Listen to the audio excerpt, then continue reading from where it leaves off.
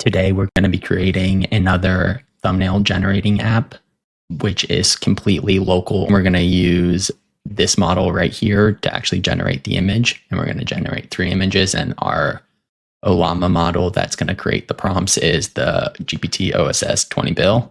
What you do is you paste the transcript or a description. Let's do just a description because that'll be faster. Then you click generate.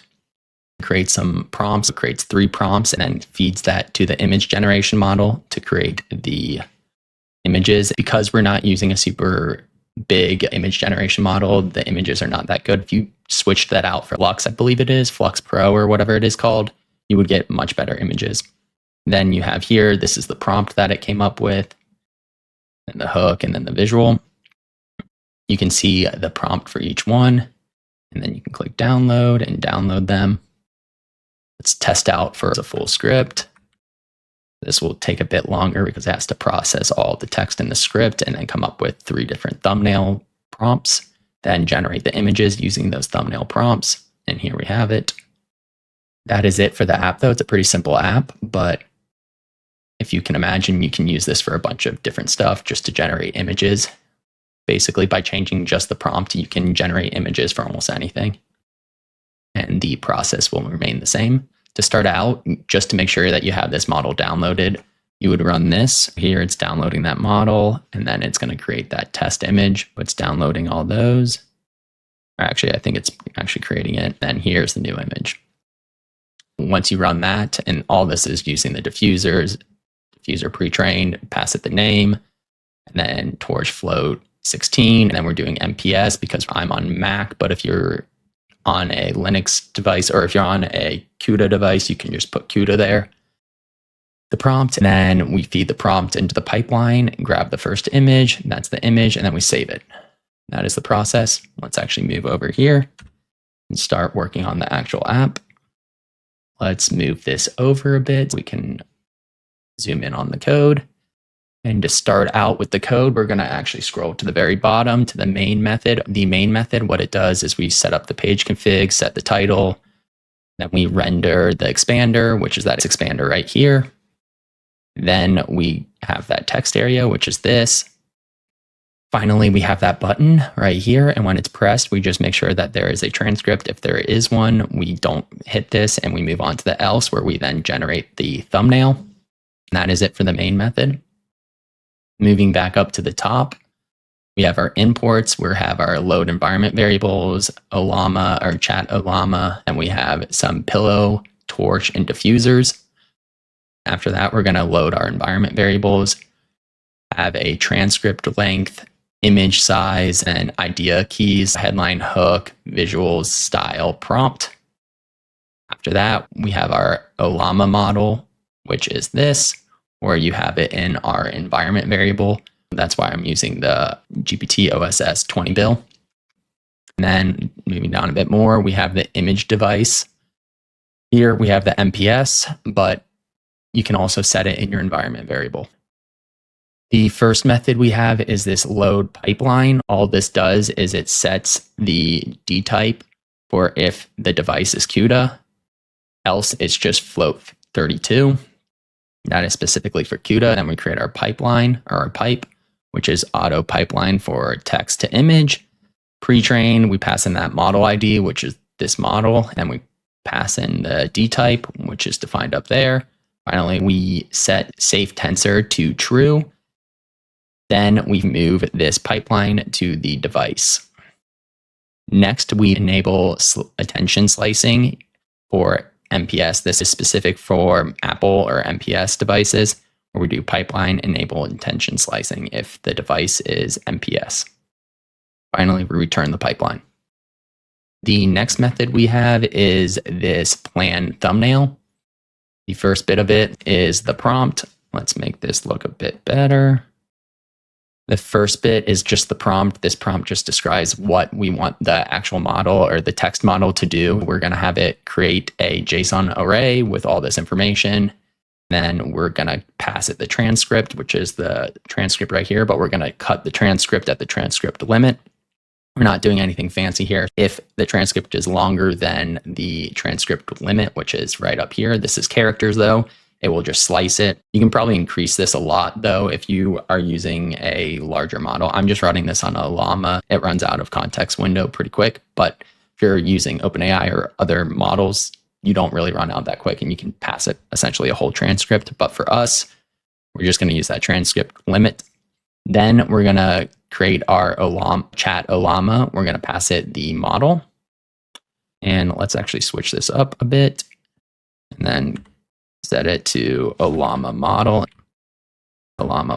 which is more consistent. And we're going to do a high temperature because we want it to be creative. We're going to use the base URL.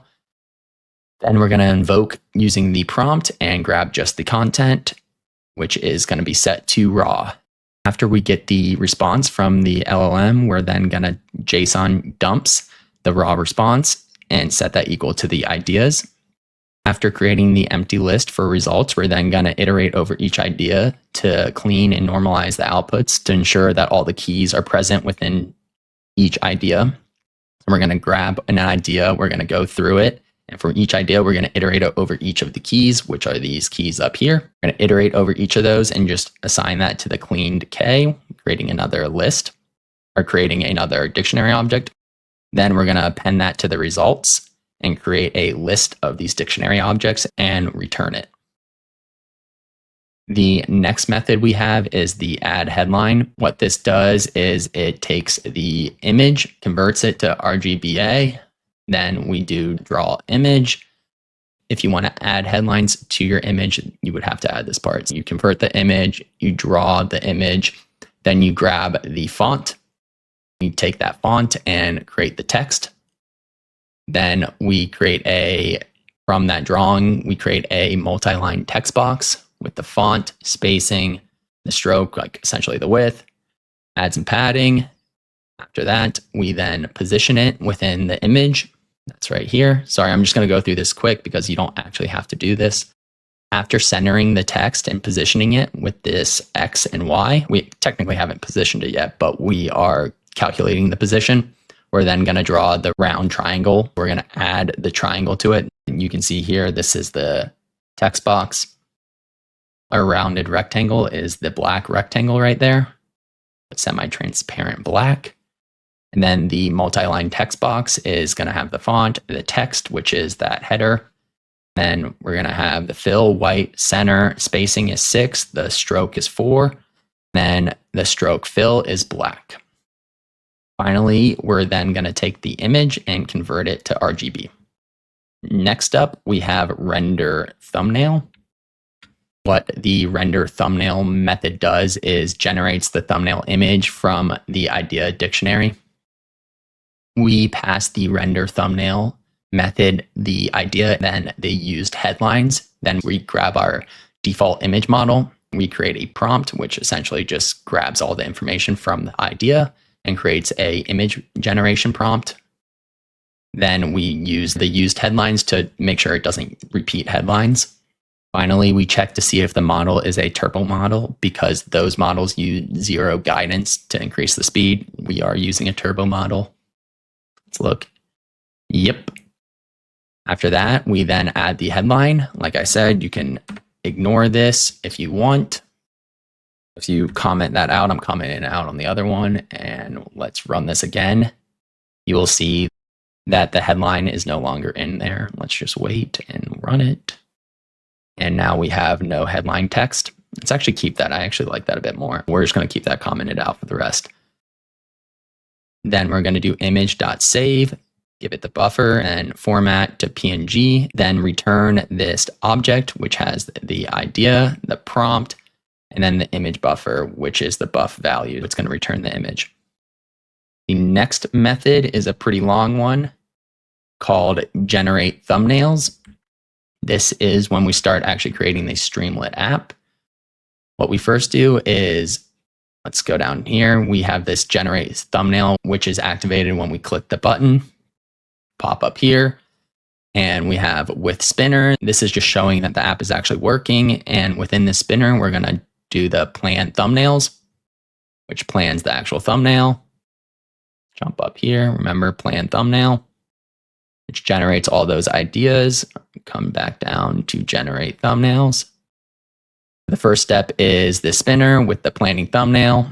We plan those thumbnails, get back the idea. Then we do progress, generate thumbnails locally. Then after we generate that, we then just update this progress. We update the progress stepper as it goes along. That is this right here. You see planning thumbnail concepts with Ollama right here. And you should see it jump to the next one. And the progress generate thumbnail right there. And it's done. But yes, that is the progress right here. And then we have images and used. After creating the empty image list and used list, we then enumerate over the ideas with a starting value of 1. At I equals 1, we grab the idea. For the first one, we then render the thumbnail with the idea and used, which the first time around should be empty. Then we append the headline from the idea to the used, so that on the next step, we pass it a list of these used methods, or I guess used headlines. After that, we update the progress, which is going to be generate thumbnail I, which is 1 for this first step, and the length of ideas. Finally, once this runs, we then progress empty, which just clears it out and gets rid of it. After that, we're then going to display all these expanders with the information like the hook, the visual, and then the actual prompt. So let's look at how we do that. Again, we're going to have another loop where we're going to enumerate over the images starting at 1. Then within the expander, we're going to write the hook with the item hook, item visual, and the item prompt as a code block.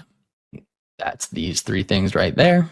The next part is this generate thumbnails. What we're going to do is create this list or tuple, I'm not quite sure, using st columns, then pass in 2, which is going to create 2 columns. And we're going to enumerate over the images.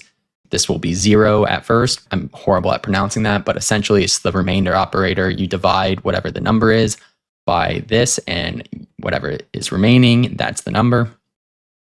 This is a pretty easy way to get either, when you divide something by 2, it's either going to have a 1 remaining, or it's going to evenly divide and it's going to be 0. It's going to be 0 or 1, which are the columns. The columns are either going to be 0 or 1 because it's a list and there's going to be 2 columns, 0 or 1. Then within each column, we're going to add the image and add the download button, which is this download button right here. Save that. Let's just try it out again, run it. Moving on to the next method, we have the render expander. Now you can see those settings. What the expander does is just with expander, we're going to have it not expanded by default. It's going to be collapsed by default. Then we're going to have 2 columns. In column 1, we're going to add the number of how many thumbnails and then the Ollama model. Then in column 2, we're just going to have the image model right here and the caption. Also, how you can change this. So on the image model, I have the text area set to disable to false, but on this one, I have it set to true. That's why I can change this one, but not change that one. Now let's actually test this. Let's just do a random one. It should still work with a random thing. And we're running again, and it looks like it's generating the local models. Let's grab a description and generate thumbnails for this description. This is just a description for one of my videos. Yep, it looks like it did. And then let's test the script. One thing that you can do to make this app a lot better, I didn't add it, but using a more powerful model or image model would greatly increase the ability of this to actually be useful. Like right now, it's not very useful because these images are kind of bad, but if you used Flux Pro or Flux 2 or whatever they are, there are some good open source models. It would be a lot better, but it also takes way longer to run. And because I'm creating a video, I wanted to just use a pretty fast one. That's why I used this. Also, the text model really doesn't take that much time. You can use a bigger one. Like I'm using a 20 billion one right here, but if you want to use a bigger one, and you don't really need a big one to do this though, the main one is just the image model. That is it though for this app. Let me know if you have any questions down below. I hope you enjoyed today's video. See you next time.